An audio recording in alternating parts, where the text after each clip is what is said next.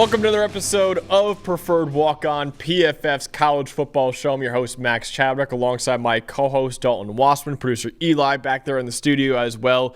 Dalton, we have a fun episode today. We're going to talk about a few breaking stories in college football right now and go over our top 10 transfer portal fits that we love the most. Not necessarily the top 10 players in the transfer portal, but what we love the most, the players going to the schools that we think is a terrific fit. So, man, we're fully in off-season mode right now. Dalton, we got a lot of really, really cool ideas for the rest of the off-season, but I think it's a good time now to talk about the transfer portal, man, with how many guys are still entering the transfer portal and how many guys are committing to this new schools for 2024.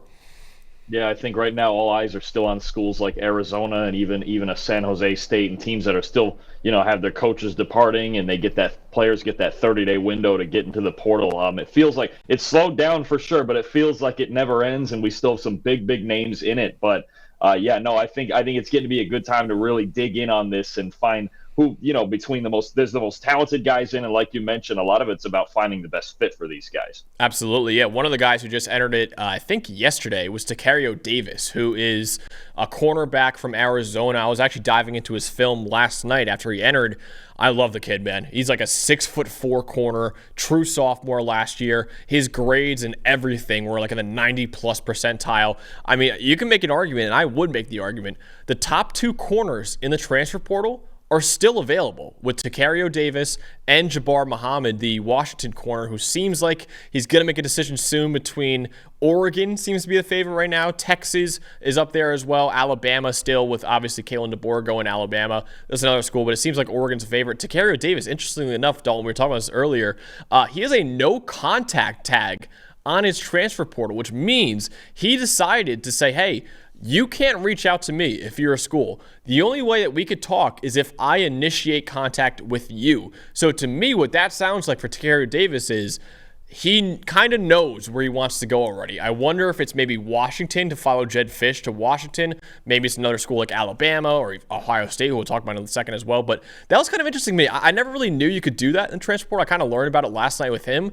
That because usually when you enter the transfer portal, it's free game. Anyone and everyone can reach out to you in the transfer portal. He can't. He's kind of got a no-contact tag right now, so that kind of sounds like to me he's kind of going to have an idea of where he wants to go. We might see a commitment from him pretty soon. Yeah, it makes you wonder what the motivations are. And when you told that to me, I thought it made me think of, like, what is this, like a contract clause in the NFL or something like anti-tampering or I don't know. I'd never heard of that. I didn't know these guys could do that. But no, I wonder, I mean, it could be that it's predetermined or he just wants to take it into his own hands, right? Yeah. Like almost like going back to the original recruiting process and going, I'm going to go take a look at these schools. It'll be incumbent on me and whoever my people are to just go and find the right fit for myself instead of trying to be convinced, or we all know with NIL just trying to be paid. Some guys are in it for the most money. It might be a thing where it just makes him feel like, okay, I've got the autonomy in this situation instead of just having the wolves just raining down on you. It's the same way now in the portal that it is with recruiting, where it's just everybody flying in all different directions and offering you things and offering playing time. And you wonder if he just wants to just slow it down and make the best decision for himself. Or you could be right. Maybe it's just, listen, Jedd Fisch knows me. When he's ready for it, he'll call me and we'll make it happen at Washington. Jonah Coleman is up there now. We've seen several other guys go up there to Washington with Fisch now, not Fafita and McMillan, which would have been the two big ones, but we've already seen plenty of guys. But to have the no contact thing in there, that's it. I wonder internally, that would be a fun question to ask, like what went into that. Yeah. And why was that clearly a sticking point in how you wanted to go about this process? It certainly is weird because usually when you enter the portal, you want all the suitors to present themselves to you, kind of like a bachelorette type thing, where it's like, okay, now I want to know what my options are.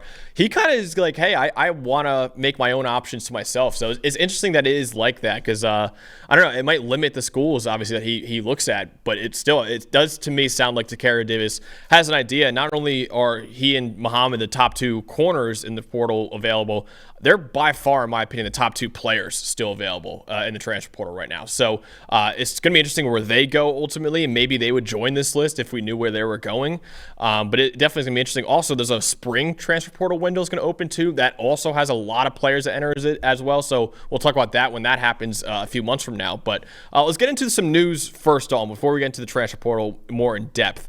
So Jim Harbaugh, national championship winning head coach for Michigan, it sounds like he's going to be returning to the NFL. Now, all the reports were saying before that a deal with the Los Angeles Chargers seems to be within striking distance. It was reported literally like 20 minutes ago. He's actually meeting with the Atlanta Falcons for a second time right now. So it sounds like the Chargers are still the favorite for him, but it sounds like Atlanta is also in the mix. Regardless of that, it really sounds like he's not going to be returning to the Michigan Wolverines next year, and he will be making the jump to the NFL. So let's start off first with that jump. What do you think about Jim Harbaugh returning to the league? I think it's very straightforward. I think he wants to win a Super Bowl. He was within 5 yards of it. One more play is made, 10, 11 years ago when he was in San Francisco, and he pulls off a huge comeback to win a Super Bowl. He was that close, right? And I think he feels like he can get there again. As far as the two jobs being mentioned, you've got one in the Chargers where all the whispers have said that Harbaugh loves Justin Herbert, that he can build a contender around Justin Herbert. Obviously, the big thing for the Chargers for me is they need a culture shock, right? I think more than anything on the field, they have talent. They have obviously the $50 million quarterback. They have a ton of stuff to work with. They need a culture shock more than maybe any team in the league. And as far as Atlanta, I find Atlanta really interesting with some of these big name coaches because I actually think of all the NFL jobs, the Chargers are the flashy one, and there was a lot of suspense with New. I think Atlanta's kind of the sleeper job of all the ones that have been open. They have a lot of talent all around their football team and just no quarterback. They walked into this year with Desmond Ridder and Taylor Heineke, and that just wasn't good enough, straight up. So you've got, a spot with Atlanta. I believe they're picking 8th or 9th in the draft. I think 8, yeah. You're in a prime spot where you could trade up if you want. Let's say New England, the guy, if the guy they don't want is, they want isn't there at 3, or if they don't want a Jaden Daniels or something like it, you could trade up. You're in a prime spot. Michael Penix, Bo Nix, or even if you have Harbaugh, I guess JJ McCarthy, right? I was just going to say that, yeah. That sounds like JJ. If he were to go to a team like Atlanta that doesn't currently have a competent quarterback, now you're talking about, is J.J. McCarthy going with him? And look, we've talked about it. J.J. with a good supporting cast was obviously good. Look down there. You've got Bijan Robinson. Mm-hmm. You've got Drake London. You've got Kyle Pitts. You've got probably a top 5 offensive line. There's a lot to work with. They need one more receiver in there for sure.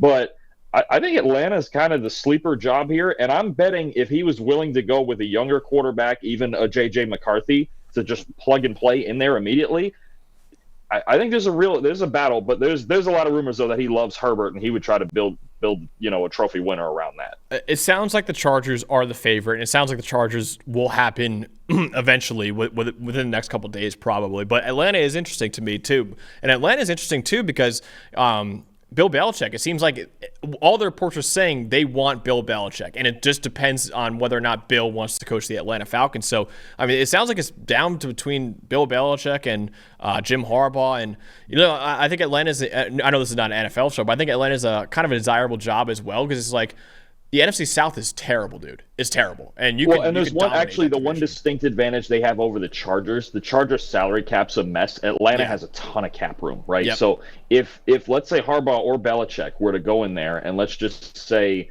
take a McCarthy or even a Michael Penix, right? Like 8th overall. And you've got the rookie quarterback contract. They can go out and buy a pass rusher or buy a receiver if they want to get in, if it's possible, on a T. Higgins. Sorry, Eli. Or, a pass rusher, somebody like a Bryce Huff from the Jets or something. Atlanta has a ton of cap room to work with too. You could get a young quarterback in there, and the offense is already pretty well supported outside of maybe one more receiver, but you can plug the rest of the holes. That's the one disadvantage the Chargers have too with Herbert's contract and all the money they spent on defense. The salary cap is going to be a problem. Yeah, it's the one part where they built a win now team that didn't win now, and now they're in heavy debt. So I think all of that gets looked at, especially for Belichick, who really likes to spread around the salary cap. I'm telling you, that Falcons job is really, really interesting for a lot of reasons. Yeah, and to continue my point, I was going to say, like, you're in a division with the Chargers, you're in a division with Patrick Mahomes for the next decade. Whereas in the NFC South, I mean, listen, Tampa Bay had a great year this year, but you're competing with the Buccaneers, you're competing with the Saints, who talk about cap hell. The Saints are like I think negative 80 million right now in cap space, and then also the Panthers, who are the worst team in the NFL this year. So I think that's another thing that makes the Atlanta job a little desirable. Is that yes, you need to get the quarterback right, and if he has the 8th pick, man, if Harbaugh does go to Atlanta. I don't love it, but it sounds like J.J. McCarthy. He loves J.J. McCarthy. I mean, he thinks J.J. McCarthy and Caleb Williams are on the same level. I think that's what he said exactly preseason. Now, of course, he's talking about his quarterback, so of course you're always going to hype up your guys more than they maybe deserve to be. But I remember a quote preseason where he was saying, hey, Caleb Williams is obviously an incredible talent, but I think J.J. McCarthy's right there with him. And he thinks J.J. McCarthy's the best quarterback that Michigan's ever had, too. So I could see that being the case. I don't know would he take Penix after what he did to him in the national championship game? I don't know, man. I would think that because here's the thing with McCarthy too. I don't think there's a lot of teams that would take him 8th overall or top 15. I think then you might be talking about a trade down, or you either talk about a trade down, or you take, let's say they take a prime pass rusher there, Latu, Dallas Turner, Jared Verse, and then trade somewhere back into the first round into that playoff range, and then take McCarthy in the 20s. Yeah. I don't know that they necessarily they would have to take him 8th. I don't think there's a lot of teams that would take him 8th overall. I don't think. But there's other things they need too, right? They need pass rush. If they took Dallas Turner at number 8, I don't think anybody would complain. No. And you could also, if you wanted, they have cap space, sign a veteran, right? Find a way to get McCarthy, sit him for a year, go sign Russell Wilson to a 1 or 2 year deal. Yeah. Something. I think their cap room where they're sitting in the draft and the supporting cast they have on offense gives them a lot of leeway. But I would have to think he's going to try to find some way to get McCarthy in there. Do you think the personalities with he and Russ would mesh together? They're both odd guys, both very odd guys. Yeah, I wonder if maybe they would mesh because they are kind of weirdos. Or even if it's Kirk Cousins, right? Like one of the veteran free agents. To do the you don't have to play day one thing, because I'm not 100% sure McCarthy's ready to step in day one like that. I do think I know this is me kind of putting on my tinfoil hat here. If he doesn't go to LA where they have an established franchise quarterback in Justin Herbert, I think Jim is going to want to get JJ with him wherever he goes otherwise. So I think that'd be another thing. Listen, Jim, just talking about why Jim would leave. He did what he wanted to do, man. He won a national championship. If he didn't win the national championship this year, I think there'll be more of a conversation because I do think that's really important to him to do that. But he accomplished that too. And it makes sense for him to leave now with all of these attractive jobs interested in him. And not to mention, there is potential sanctions coming for Michigan this offseason where they could really get hurt because that ongoing sign-stealing investigation, I know the Big Ten kind of wrapped theirs up. The NCAA is still looking into Michigan for that. So I think that's another huge reason. I think he was already sick of college football to begin with, man. He was suspended for 6 games this year for a recruiting violation for the first 3 games, and then obviously the sign stealing stuff, he missed the last 3 games of the regular season as well. So I agree with you. I think he's sick of the college game. I think he's sick of all this stuff that's going on with him. He probably feels like the NCAA has it out for him. Whether or not that's true or not is a different story, but he's probably sick of it, man. He probably wants to get back to the NFL, where you mentioned he didn't win a Super Bowl. Not only that, he lost to his brother in the Super Bowl. So he definitely wants to get back there and get a ring. And I think he wants to join Pete Carroll, Jimmy Johnson, Barry Switzer as the only coaches ever to win a national title and win a Super Bowl. I think that's really important to him. So I think that's why he'd want to leave now. Another thing, Dalton, I've seen in reports, if he goes to LA, the plan is to bring Jesse Minter with him as defensive coordinator to the Chargers. What do you think about that? I'm sure it is the plan. I'm sure. And you see... you see what his predecessor, you see what Mike McDonald's doing with Baltimore. He's got the best defense in football. So right. I'm not the least bit surprised at that. That was actually going to roll into kind of the next question of if Michigan were to promote who we think they're going to promote, would Jesse Minter be staying or going or whichever? But I think the success Mike McDonald's had with John Harbaugh alone, I think that makes Minter the prime candidate to go with Harbaugh to the NFL. I mean, the game plans that he put together in those 2 playoff games, I mean, stupid. It's hard not to say he's the best defensive coordinator in the country right now. Mm-hmm. Yeah, absolutely. He's phenomenal. I mean, that's the report. I mean, there were reports that, NFL teams besides Jim Harbaugh were thinking about bringing him in. I'm sure, dude, if Mike McDonald gets a head coaching job, which he very much might, I'm sure John Harbaugh would be like, hey, Jesse, come with me to the Ravens. Let's run this back. So I think that's another thing. One more thing about the NFL, and then we'll talk about the Michigan side of it in a second, Dalton. But I have a conspiracy theory I want to throw out to you for the NFL draft. Michigan ran 12 personnel at the highest rate in the Power 5 this year, 49%. And the Chargers tight ends as a unit were the 4th lowest graded in the league. What I'm saying here, do you think Brock Bowers at 5 is realistic for the Los Angeles Chargers? Do you think Jim Harbaugh would want to do that and take Brock Bowers at 5 over some receivers? Absolutely. I know I've seen a lot of mocks with Malik Neighbors going there, which I guess makes some sense with their receiver situation and at least through 1 year kind of whiffing on Quentin Johnson. No, I think the 2 teams I think about for Bowers, if he's going that high, would be the Chargers, and if he drops a handful of spots, would be Cincinnati. Those are the 2 teams that I think are the perfect. And really, Brock Bowers, a guy with his talent at that position, fits anywhere. But I think Chargers, Bengals. Yeah, absolutely. I think Brock Bowers absolutely on the board at that spot. It's either going to be Neighbors, if they want to really get out wide like that, Bowers, or they take whoever their favorite defensive player is in the draft. Yeah. I mean, because they're going to have to with all these these older guys on their defense, they're going to have to rebuild the defensive guys in a bit. But I think Brock Bowers is a perfect fit, especially for the way Harbaugh is going to go in there and run his offense. And he's always liked tight ends. And back in the day when he had Vernon Davis and Delaney Walker, and you saw this year with Barner and Loveland at Michigan, Harbaugh loves tight ends, and I think that would be a prime spot for him. Dude, Eli just said in the chat as well, he said, I'm resisting screaming into the mic right now. Eli, did you already pre-order your Brock Bowers Bengals jersey already? If he makes it that far, man, the league's in trouble. Oh, I agree. I totally agree. When you think about even with the possibility of losing T. Higgins, but if you get Brock Bowers, I just think that adds a dimension the Bengals have never had. Yeah. Listen, I'm a Brock Bowers truther here. I think Brock Bowers is a top 5 talent in this draft. I would take him 5th overall. I think he's worth that pick, which is saying a lot for tight end. I put out an article at pff.com if you want to check it out, why he's the greatest tight end in college football history.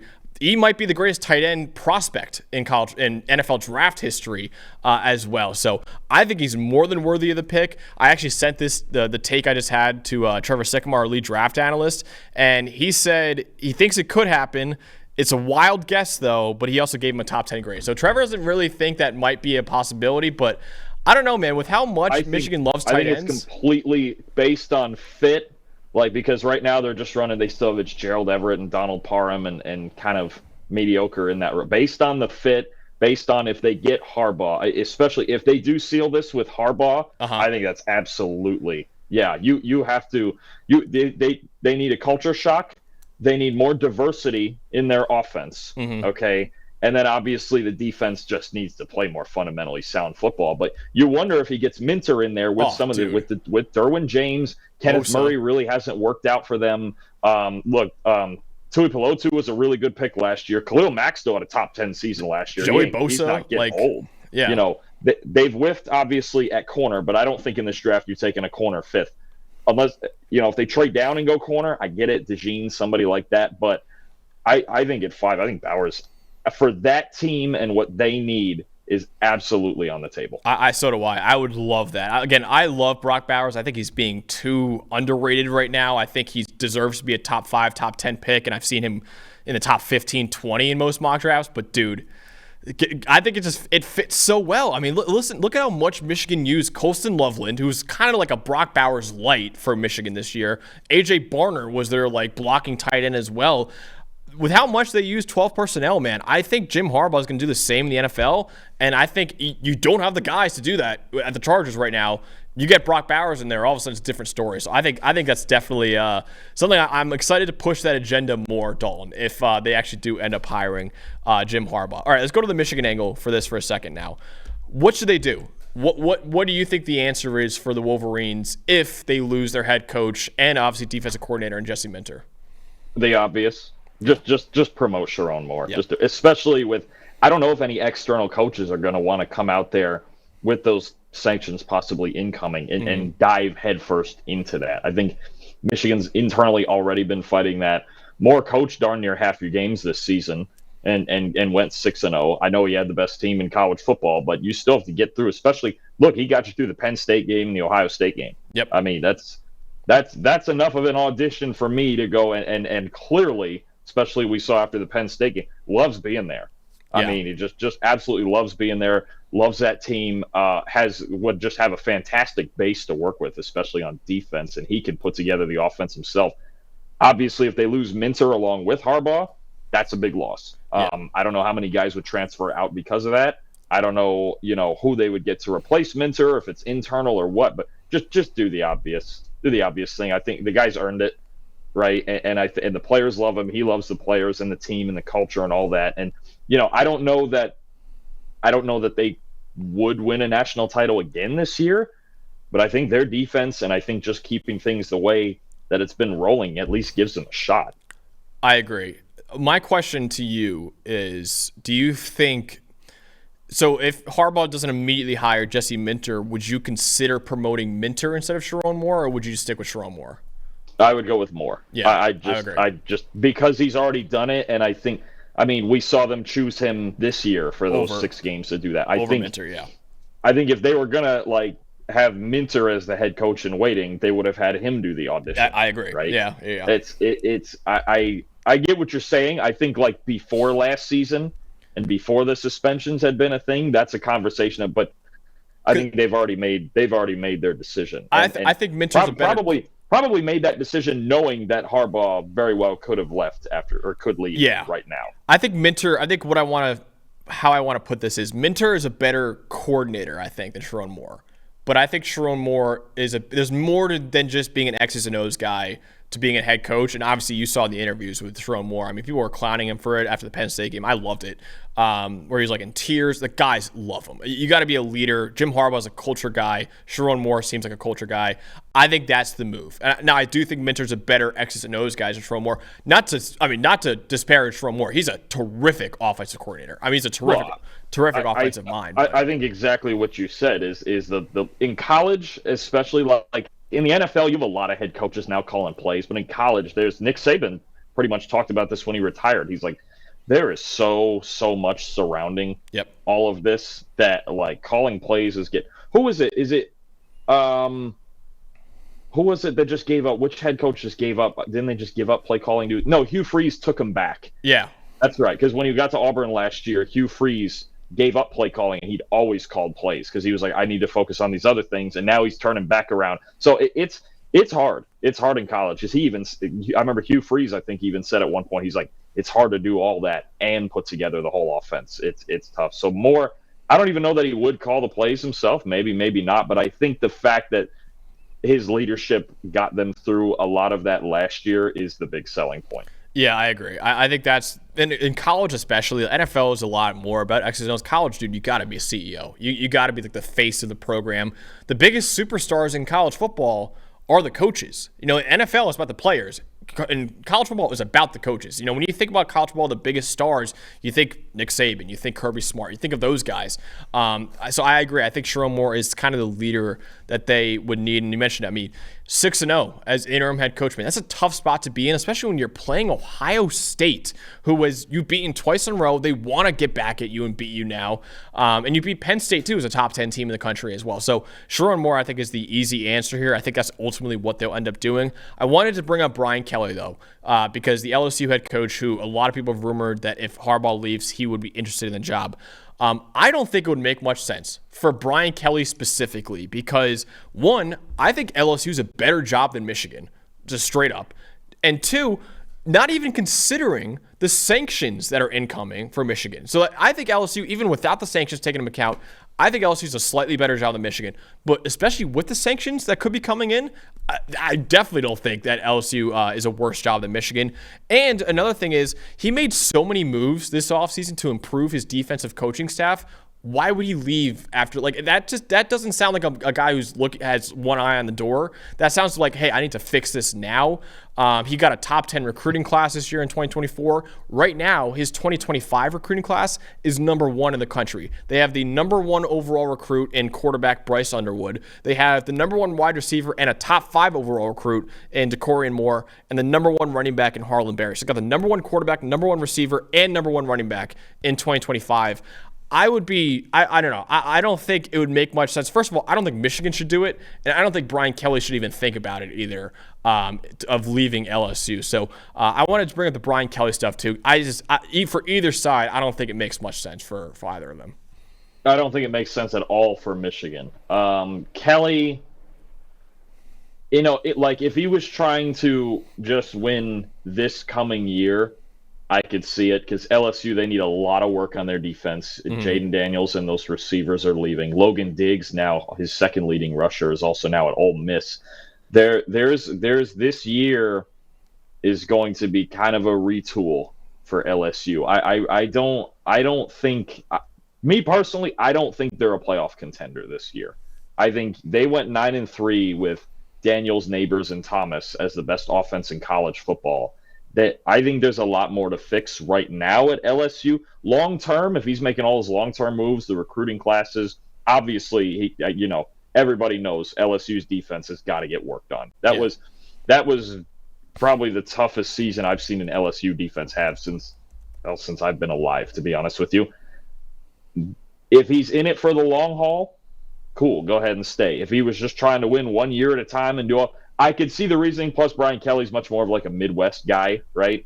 Getting back kind of in that environment. Like he was that Southern accent kind of convinced me a little bit. Didn't it convince you, Brian Kelly's Southern accent? I was fooled for a second, but you just remember certain things. I mean, I give him credit for trying, but no, I think it really doesn't make a ton of sense, especially for me, more so from Michigan's angle. I don't know why you'd want to go, because we've seen it now with the portal. And with Saban, where you're going to get a lot of guys jumping ship, man. Oh, yeah. I mean, it's going to be the same rebuild project as he has right now. So he might as well stay within the project that he's already started now and build from there with those recruiting classes you've been talking about. Yeah, absolutely. So you kind of gave me a face when I said Michigan is a worse job than LSU. Do you think Michigan's a better job than LSU?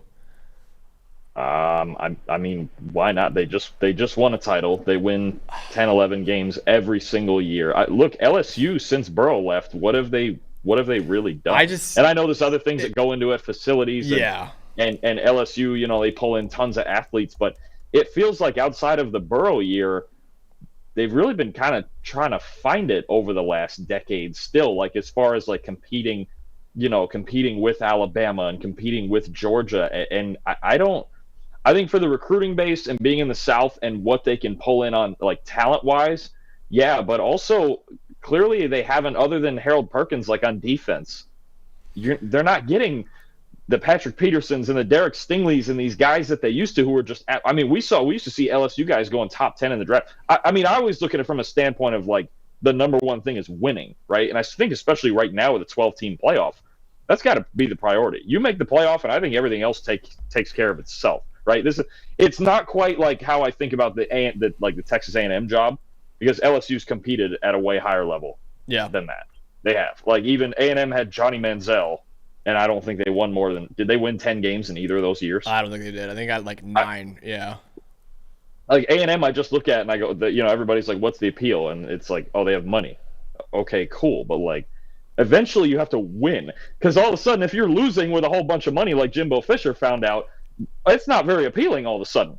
Yeah, it was appealing to get fired because you get a $70 million buyout. But right. Well, individually, that's the best job in the world. I would take $70 million to get fired. But no, I think the LSU job, I think it's hard, and especially they don't have SEC West anymore. But in the SEC, where does LSU stand right now? Are they the 5th best team, the 6th best team? Oh, well, that's interesting because now with Saban gone, I think there's a window there for like, I know Georgia is clearly still like the class now, but I mean, I think there's a window there for LSU to establish itself as the number 2 program. Not maybe this year, just like from a year, but like as a whole, I think there's a chance there for them to become. Now, I wanted to say too, like a pretty easy place to win at LSU. Michigan hadn't really been this national title contender until Harbaugh got there. And we all saw how, Harbaugh's like an NFL job. He's a terrific, terrific head coach. And everywhere he's gone, he's turned them into a really good, Stanford was terrific under Jim Harbaugh. Andrew Luck there.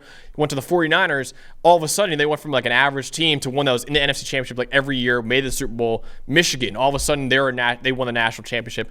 LSU's last 3 coaches before Brian Kelly, Nick Saban, Les Miles, and Ed Orgeron, all 3 of them won a national championship at LSU. And we all know Ed Orgeron, we saw what happened after Joe Burrow left. He's not a great head coach. So I think it's an easier place to win. I think, obviously, the recruiting you're in Louisiana. That's a hotbed for recruiting. You consistently bring in top 5, top 10 classes every single year.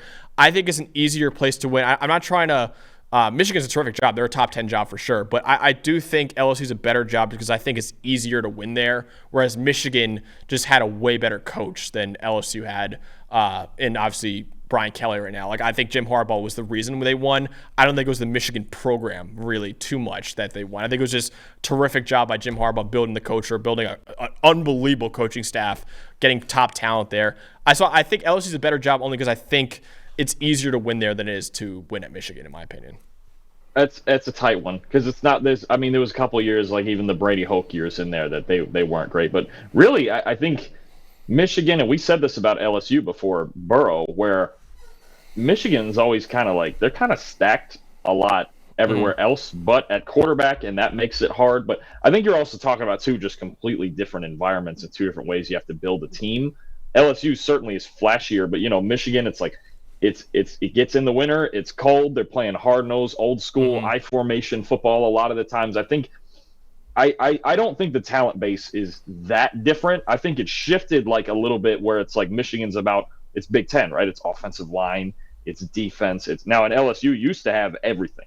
I think LSU is flashier, but I don't know that the talent base is all that different. Other factors may play into it. It's less flashy, cold weather, but it's still, you got 2 of the best home stadiums in college football for sure. But I think the sanctions are going to be interesting too to see where that might how heavy that is and how much that really puts a dent in it as well. But I also don't think the recruiting thing is quite as it's not that it's not a big deal. It's that it shifted the focus, right, with NIL and everything. Right. It used to be, the teams in certain states are getting all their local kids, so they have the advantage, right?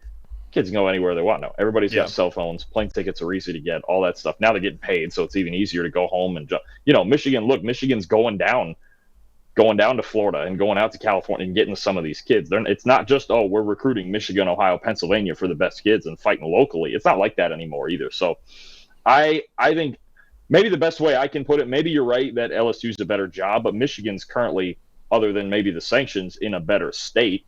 Yeah. Having come off a national title with a boatload, maybe the best defense in college football returning. Yeah. Yeah, I think that's fair. I think I'm looking at the college team talent that 24/7 Sports does, which is basically how good your roster is just purely based off how these kids were recruited out of high school. So LSU this year was the 7th most talented team. Michigan was 14th. So I think Michigan, so much of that was, the coaching staff, I think, was the best coaching staff in college football. I think you got, obviously, Harbaugh, one of the top 3 coaches in the country. Sharon Moore, one of the best OCs in the country. Jesse Minter might be the best DC in the country. So much of that was that. They had supremely talented players, but I think a lot of that was coached up. LSU just, they're able to bring in. You saw the 2025 class, man, is stupid what LSU's bringing in. The number 1 quarterback, number 1 running back, number 1 wide receiver. Michigan does not really do that. Michigan kind of has been hovering in the top 20 for recruiting. LSU's kind of outside that. Now, I do think LSU has got to do a much better job in the transfer portal.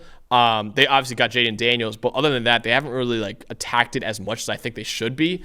Because I think that's another thing you have to be using now. It's recruiting is basically like the NFL draft, where you bring in these guys to the next level and you hope that they could turn out good. Transfer portal is kind of like free agency, where it's kind of all right, we got to plug holes here. If you're not using both of them, imagine an NFL team that wasn't using free agency at all. you have problems. Look at Clemson. Like, imagine if an NFL team was like, hey, we're not going to sign any free agents. We're just going to draft, and hopefully all those guys work out. Then you get into problems like Clemson has, where it's like, okay, we need to start filling these holes here. LSU's kind of in that, not as extreme as Clemson, but they're kind of in that too, where I'm like, they got to attack the portal more. So that's definitely an interesting one. I think we should do an episode this offseason, maybe like a top 10 jobs in college football, and see how we differ on that. I think that'd be pretty interesting. But yeah, I just, again, I think Sherrone Moore, just to summarize, easy answer for Michigan. He's the guy. You promote him. Brian Kelly, for me, I think neither side it makes sense. I don't think it makes sense much for Michigan. I don't think it makes sense for Brian Kelly.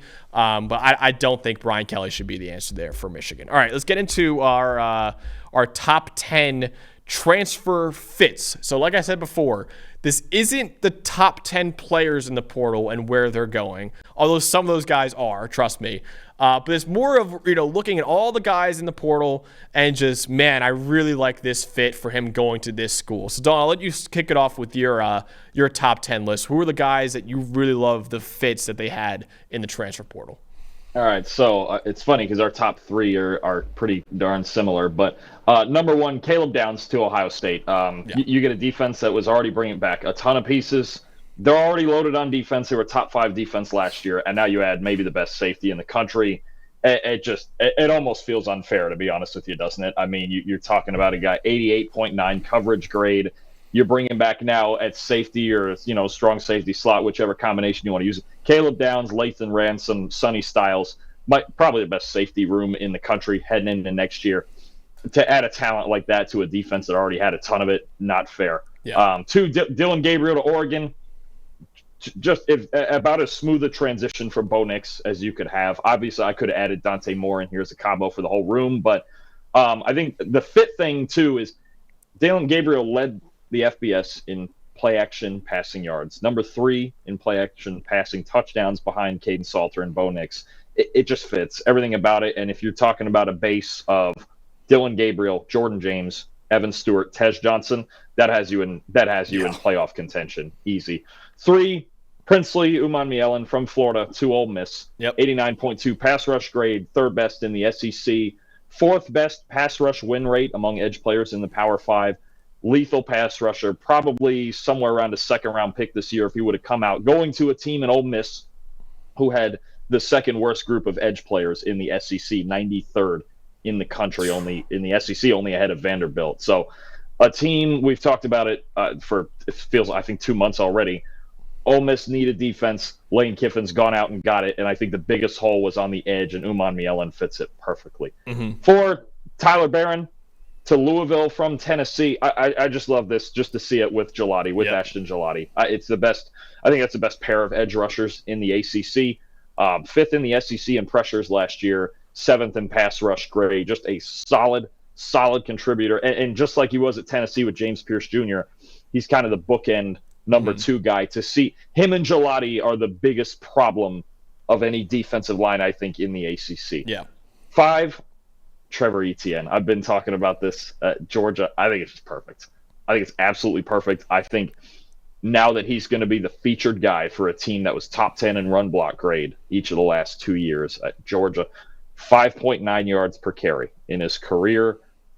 Just different than his older brother. His older brother was more of a spread kind of space player. Etienne's a classic back. I just watching his style of play just fits. This might actually be like my actual favorite fit, like just to watch it. I think there's every chance he puts up 1,400 yards next year. I really do. He's only had 1 game in his career max with 20 carries. That was against Tennessee last year. 23 carries, 172 yards. Wow. He just, with Montrell Johnson at Florida with him, Etienne just wasn't featured like he could have been. Now he's going to be in that offense with Carson Beck coming back. Absolutely love it. 6, I know you're going to allude to it as well at some point.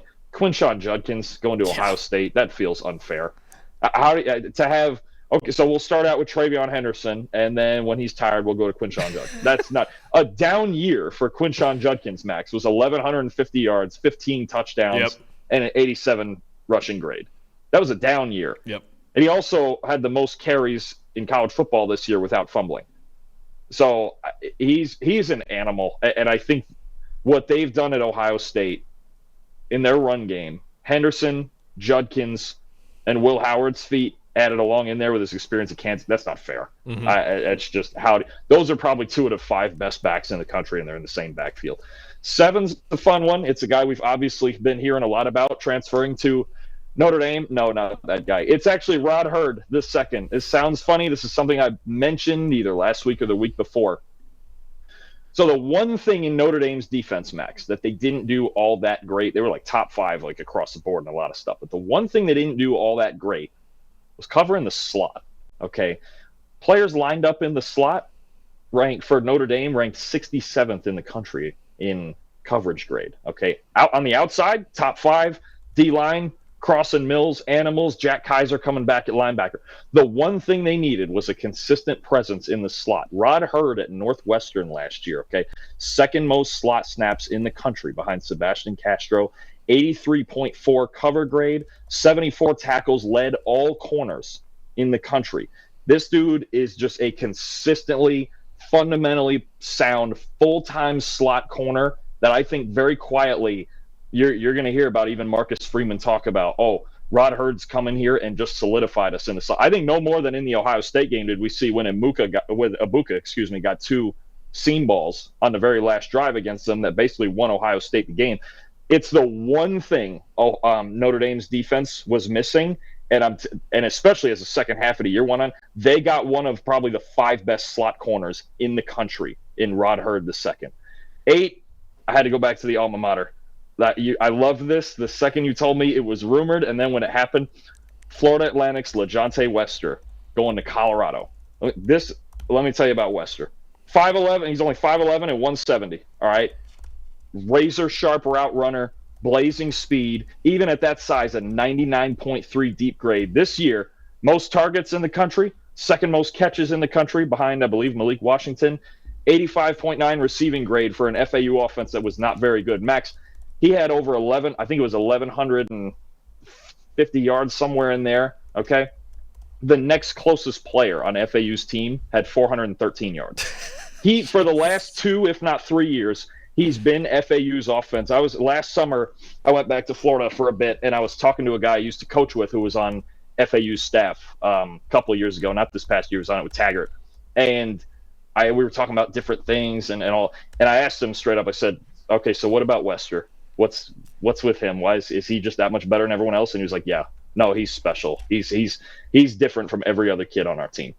And for him now to go to Colorado, who nobody in the country completed more passes into slot receivers than Shedeur Sanders, somewhere around 140 completions. Wester plays in the slot right around 6 out of 7 snaps, just like Xavier Weaver and Jimmy Horn were last year, coming from USF.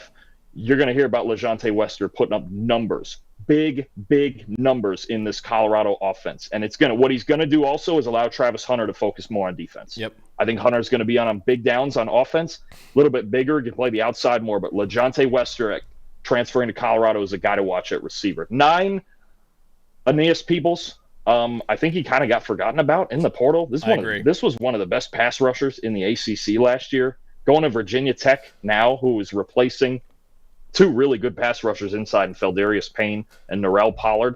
You know, Vatek was 8th in the country in pass rush grade last year. Wow. I actually did not know that. Their defensive tackle pass rush grade, all right? Texas, Notre Dame, Virginia Tech. Wow. They have a clear influence of like this front 4 is going to get to people. And Aeneas Peebles is the best interior rusher in the ACC. And they just swiped him from Duke, and it seems to have just gone completely unnoticed. Their front 7 and their D-line, especially now with Peebles in there replacing those other guys, and they've got a deep rotation. Their defense is going to be nasty again. And you're talking about, offensively, they're trying to figure it out. Kyron Drones is young. Their top 4 receivers are returning. Virginia Tech might be able to compete a little bit in a really open ACC. The last one I had some difficulties with the last one. Some guys I wanted to fit in there that I was thinking about. I was thinking about C.J. Daniels to LSU. I love Malachi Nelson to Boise, but I'm going to go with my guy Chandler Rogers from North Texas. Look, highest scoring team in the country with a losing record. Rogers just just spectacular once they gave him the starting job. Honestly, absolute hose for an arm. They got really vertical in this offense. You take out going to Cal, by the way, you take out a week one kind of fill-in performance where only threw like 8 passes and struggled coming off the bench. From week 2 onward, 7th best clean pocket grade in the country. All year, he was the 2nd best quarterback in the group of 5 behind Preston Stone, and now they're both in the same conference again in the ACC. I think, look, Fernando Mendoza did some nice things for Cal, kept him in certain games, especially the USC game, but still had more turnover-worthy plays than big-time throws. I think Chandler Rogers gives them a vertical element to complement Jaden Ott in the running game. I think Cal's offense, if this works, could be one of the more explosive offenses in the ACC. I love that, man. One guy you didn't mention who actually has not committed yet, Dalton, is your guy, Graham Nicholson, kicker from Miami, Ohio. Still, I would have had him in here regardless of where he went. Somebody needs the best kicker in the country. I would have had him in there, and I would have. I would have added an 11th spot for him. I can't believe there should have been a special team spot. Now I have to. If I was doing that now, I probably have to go with Jaden Harrison to Notre Dame from Marshall. But not the point. I can't believe he hasn't. You want to do a top 10 special teams transfer? We do. We absolutely need to. When we do our position rankings, we're doing a top 10 kickers and punters episode. We have to. Top 10 long snappers, returning long snappers. We have to do that. Well, and we need a graphic for everyone too. We do. Eli needs to go deep into Allen. He's the king of long snapper graphics, so he's got it. We'll go straight from 1 to 10. Just get them all. Man. Eli is going to be just digging in Alamy for a picture. I'm waiting. At least twice a week, I look up and see if Graham Nicholson's committed yet. I can't believe he hasn't. He's like, we're not even joking around here. Like, he quite literally was one of the best kickers in college football this year. And I understand Miami of Ohio, but then again, does not matter where you're kicking. It's the same thing for every single kicker. It's not like a group of 5 versus Power 5 matters. So that's a tough conference to kick in too. That's a lot of bad weather. A lot of bad weather. Yeah, absolutely. Yeah, Penn State brought in a kicker from Tulsa. I'm mad that Graham Nicholson wasn't on there, man. So, I actually can't believe that nobody's picked him up yet. So, if you're a coach or anyone listening to this right now, look at Graham Nicholson if you need a kicker, man, because he quite literally was one of the best kickers in the country, and he's still out there right now. So, all right, I'll go over my list real quick. My number 1 on a player is just Ohio State. Just what they've done this year. I think Ohio State watched our way too early top 25 and said, we're about to prove these idiots wrong. Because what they have done this offseason, I made a video about it if you want to check it out. We actually put it out as a short on our YouTube channel if you want to check it out. What Ohio State has done this offseason, transfer portal and everything else, has been absurd. They brought back essentially everyone but Marvin Harrison Jr. Came back to school. I know Kate Stover also is leaving. Michael Hall Jr. is also leaving as well. But other than that, you bring back Emeka Egbuka, you bring back Travion Henderson, you bring back Jack Sawyer, JT Tuimoloau, you bring back Denzel Burke, you bring back Lathan Ransom, you bring back Donovan Jackson, you bring back Josh Fryer. They bring back everyone. Tyleik Williams as well. They bring back everyone. And then Ryan Day said, no, that's not enough. We're going to go out and get the number 1 safety in college football, one of the best safeties that we've seen in college in a long time. Maybe going to be a Derwin James level type player in Caleb Downs. We're going to go get him. And then we're going to go out and get a top 2 or 3, maybe even the number 1 running back in the country in Quinshon Judkins to go along with Travion Henderson, who, by the way, would have been RB 1 or 2 in this year's draft. So you have by far the best running back duo in college football now. Maybe one of the best running back duos we've ever seen. I'm not ever, but you got to look back at a long time to maybe those like Arkansas days when they had Darren McFadden and they had Peyton Hillis and Felix Jones. Like, those were nasty. I think Ohio State is going to be disgusting next year with Henderson and Quinshon Judkins, who both might be top 5 running backs in the 2025 draft. And they both might be top 5 running backs in college football, honestly, going to next year. Then you run out of town Kyle McCord, who I'll talk about in a second, of course. But you run him out of town. You get Will Howard. Will Howard's a very solid quarterback. Is he going to be a huge upgrade over McCord? No. But he adds a running dimension that you didn't really have in McCord.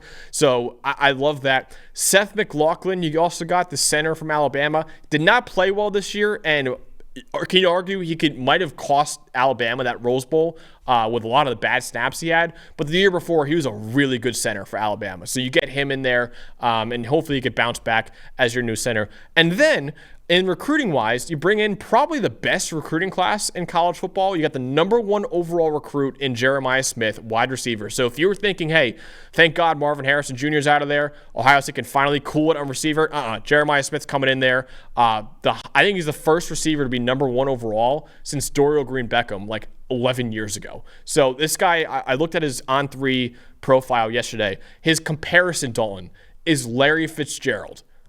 All-time great. If he is a Larry Fitzgerald, like, that is massive. And obviously, Igbuka's going back to school too. And Ohio State's got a couple other 5-star receivers who are finally going to be able to play this year. So you get him. And then they just got Julian Sayin in the transfer portal, who's the number 1 quarterback in this recruiting class, who was going to Alabama, but with Nick Saban retiring, he enters the portal. He goes to Ohio State. And then you got a couple other 5-stars too in that class as well. So number 1 receiver, number 1 quarterback, Caleb Downs, Quinshon Judkins, Will Howard. What Ohio State, and bringing back basically the whole roster is absurd. Ryan Day, I mean, we're going to do an updated top 25 because we have to now. I might have them number 2, Dalton. I don't know how you feel about them. They might be number 2 for me right now. Maybe even behind Georgia. I think that might be the only school I will put above Ohio State right now.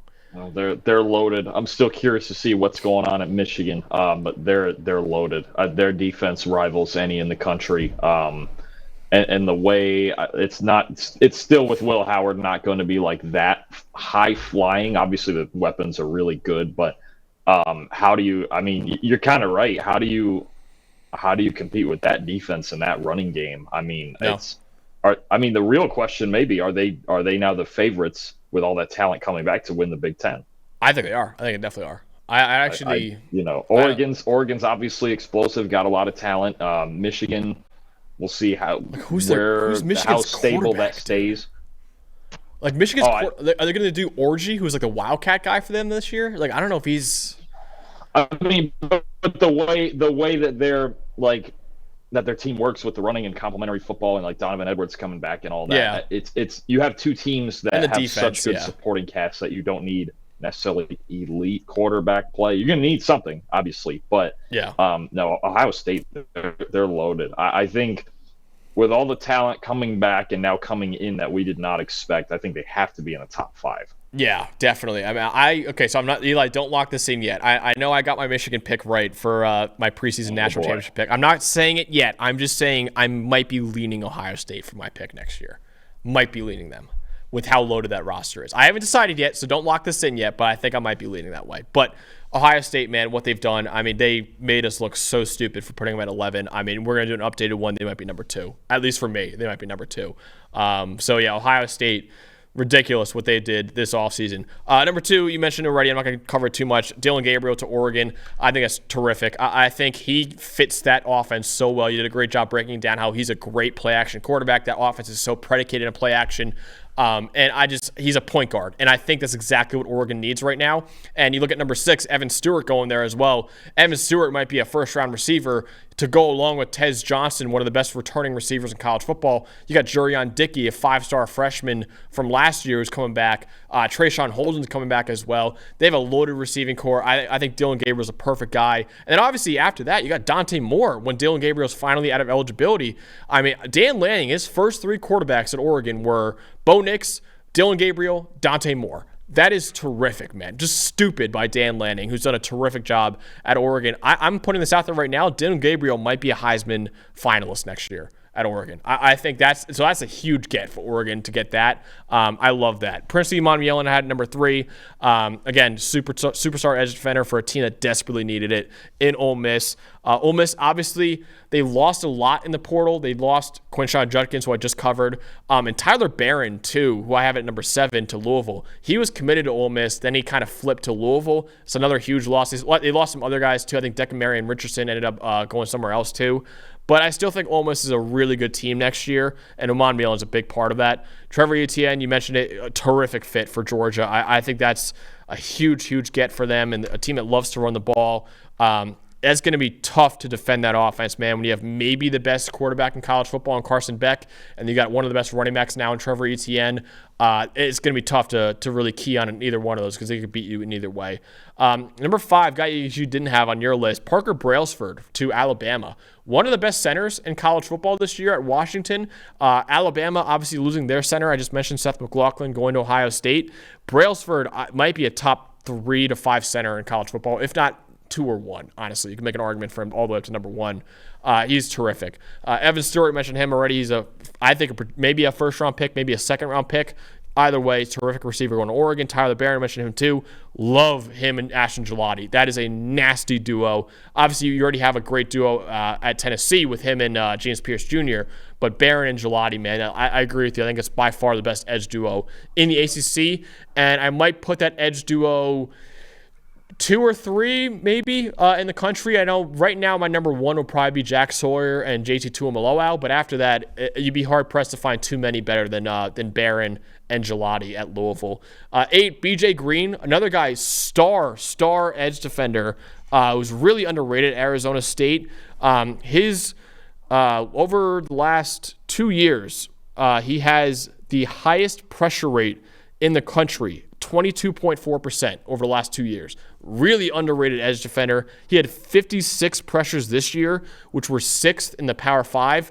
You lose Braylon Trice to the NFL. You get B.J. Green in there. That's a huge get for Washington and Jed Fish going there for him. Jayshon Barham, I had the linebacker from Maryland going to Michigan. Love that as well.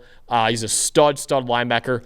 Had a down year this year as a sophomore, but as a true freshman, he was a stud for Michigan, who's losing Junior Colson. I believe Michael Barrett is gone as well. They need help in that middle unit of that linebacker. Jayshon Barham is now their new LB1, and you look at that Michigan defense, man, we talked about them already, but you got Mason Graham in the middle, who might be the best D tackle in college football heading into next year. Argument with him and Howard Cross the third for sure. But Jayshon Barham, a really good linebacker in the middle. And that secondary, you got Will Johnson, you got Rod Moore, you got Keon Sabb. Disgusting. That's why we think that defense is going to be so good next year. And Jayshon Barham shores up the middle of that defense that they really need help at. And I think it's a big get for Michigan to get Barham in there. And then number 10, of course, I couldn't do my top 10 without it, was Kyle McCord to Syracuse. I was over the moon when he committed to Syracuse. Obviously, I'm a Syracuse alum, so this is kind of hitting home for me, but I couldn't believe it, man. And really, I was a little skeptical of the Fran Brown hire when it happened. I am all in now. Now, of course, Fran Brown was hired as this uber talented recruiter, great guy, great relationship guy, culture building guy that we talk about in college football, which is so important. That was kind of the issue with Syracuse before, is that they weren't getting talented kids in the program. They're doing it now. Now it's just a question of, okay, is Fran Brown a good coach? Can he coach them up? And listen, he was a secondary coach at Georgia. They had a great secondary. We'll see. But getting Kyle McCord, who I understand Ohio State fans, one of my friends, actually, Dalton, one of my best friends, Tate, who went to Syracuse with me, is a big Ohio State fan. He was like, I don't like McCord at all, blah, blah, blah. I'm like, dude, you don't like McCord as an Ohio State fan. You got to think about it from a Syracuse perspective. This is like getting Joe Montana in the program right now. Like, this is like, it is like a huge deal. So I understand he's not a first-round pick like your last 3 quarterbacks in Dwayne Haskins, C.J. Stroud, and Justin Fields, but he's still a really good quarterback. And for Syracuse, he's probably the best quarterback maybe since like Ryan Nassib or like Donovan McNabb, honestly, man. So I love that fit for Kyle McCord to Syracuse. So before we wrap up, I prepared a couple trivia questions for you and Eli. But before we wrap up, do you have any other, because I know you said you had a few guys that you were really mad about leaving off this list. Is there anyone you want to shout out that you think is a really good fit as well? I was actually just going to ask you the same and see if you had one or two. I think one that really stood out for me is Malachi Nelson going to Boise State. Yep. I just think that's a team that always play good defense. Ashton Genty is one of the best backs in the country. And you're talking about us, I think, basing like Boise State's possible Group of 5 playoff contention, I think is about if Malachi Nelson hits any sort of – because it was a really interesting pick, right? Five-star quarterback, was under Lincoln Riley, and he goes to Boise State of all places.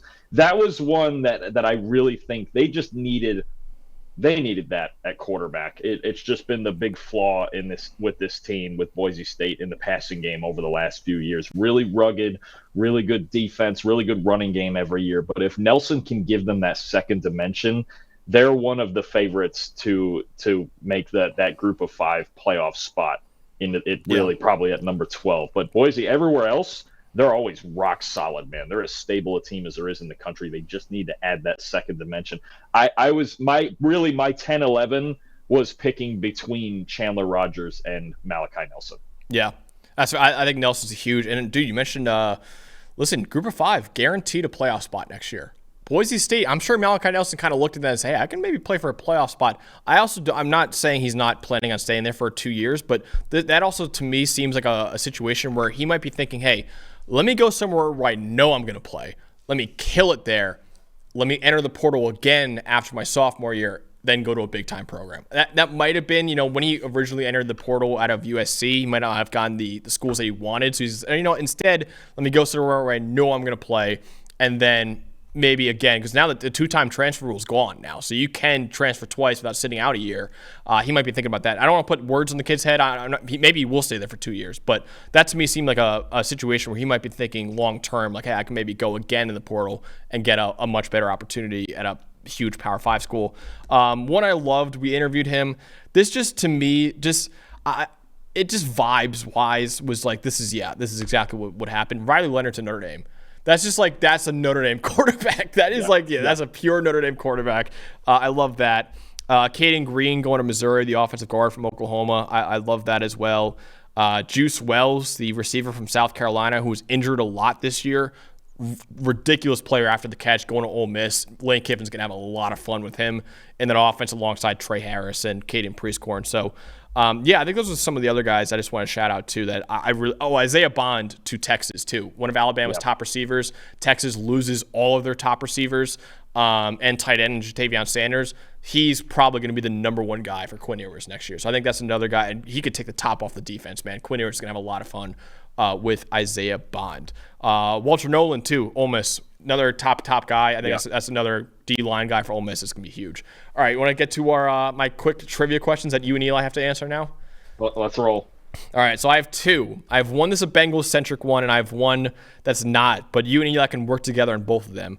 All right, so there are 4 schools that have the most number 1 overall picks in the NFL draft all time with 5 each. What are those 4 schools? All right, 4 of them. Okay. 5 number 1 picks all time each. Good Lord, that's tough. I mean, Burrow, Russell are 2 right off the top of the head from LSU. Oh, that's my problem. Is going back to like the '60s. But that's the hard part. I know, I haven't. That's the crazy. I can't say I've sat here and studied it back to 1965 or whatever it is. Do you want to? So you want to say LSU? You want to go LSU as one? We can go LSU. I'll take LSU as one. LSU's not. They have 3. Burrow, Jamarcus Russell, and Billy Cannon. Maybe Jaden Daniels if Dalton thinks, Exactly. I don't think it's impossible. Well, I feel like USC jumps to mind. USC, yep, they're one of them. They have 5. USC, okay. Also, they might break the record this year now and get 6 with Caleb Williams. So. Yeah. Wow. That's kind of crazy. Last USC one was Carson Palmer. What about Oklahoma? Oklahoma is one of them, yes. Because they've got Kyler Baker. Sam Bradford. And then Billy Sims and Leroy Selman. I was grinding his tape. Legend. Yeah, a couple of days ago I was grinding his tape. He's a legend. Yeah. So how many are there? USC, Oklahoma, you got 2 of them. There's 2 more. Why does Notre Dame jump at? It is Notre Dame. Is it Notre Dame? Notre Dame. But none of them are quarterbacks, though, are they? Their last number 1 overall pick was in 1972. Holy cow. That's why. So you have 2 in the 50s and 2 in the 40s. And so they had 5 picks. Walt Patulski in 1972. Paul Hornung was one of them in 57. Who's now the Paul Hornung Award, which is the most versatile player in college football. But yeah, Notre Dame's one of them. And there's one more that has 5. I don't think it's Bama, is it? Did Joe Namath go first overall? No, Bama only has 2. Bryce and a guy from the 40s. Bama's just first-round picks. They don't get a lot of first overalls. Bryce was the first one since the 40s for them. They only have 2. I feel The like one time Ohio the State Jets is a got team lucky. that you would Man. think about, but they don't give me first overall pick vibes. Do you want a hint? Yeah, we'll take Sure. it. Okay, it's a semi-recent number 1 overall pick went there. Semi-recent. Oh, God. Well, yeah, I don't want to like give it away, but yeah. Wait, we already said. Oh, wait. 3 first Who is overall it picks in now? my Let's head. see. We already said Oklahoma. You got It's not. It's not. No. No. That's not it. who? No, I was thinking of something that's off the wall. That's not right.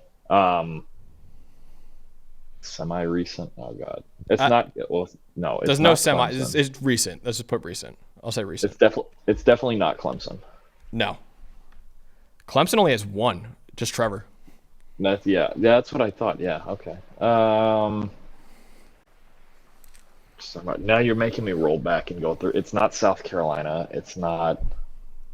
God, I'm losing my traction right now with all these number 1 picks. Who is it?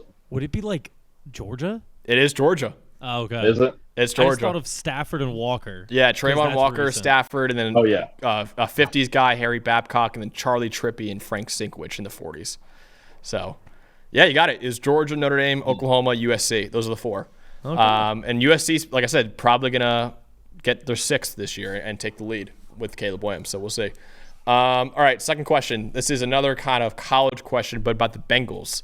So on the Bengals active roster right now, there are 3 schools that have 4 players each. That's the most on the Bengals roster. What are those 3 schools that each have 4 players? One of them is Alabama. One of them's Alabama, correct? They've got Battle. One of them's got to be LSU, right? No. LSU's just Burrow and Chase. Chase. They used to have Okay. Shelvin was their D tackle. Yeah, Bama's Jordan Battle, McCarron, Irv Smith, and Jonah Williams. So that's 4. LSU's just Burrow Chase, Oh yeah. my God, is one of them NC State? No, not NC State. NC State. They have B.J. Hill and Jermaine Pratt. Mm-hmm. Michigan.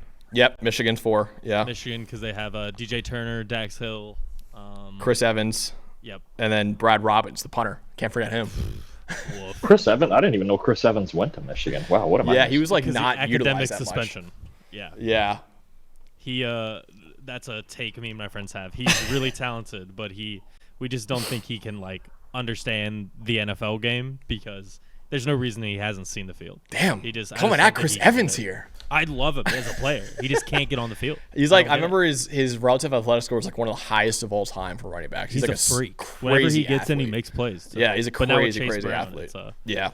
All right, so you got Bama and Michigan. There's one more school that has 4 players. one more school.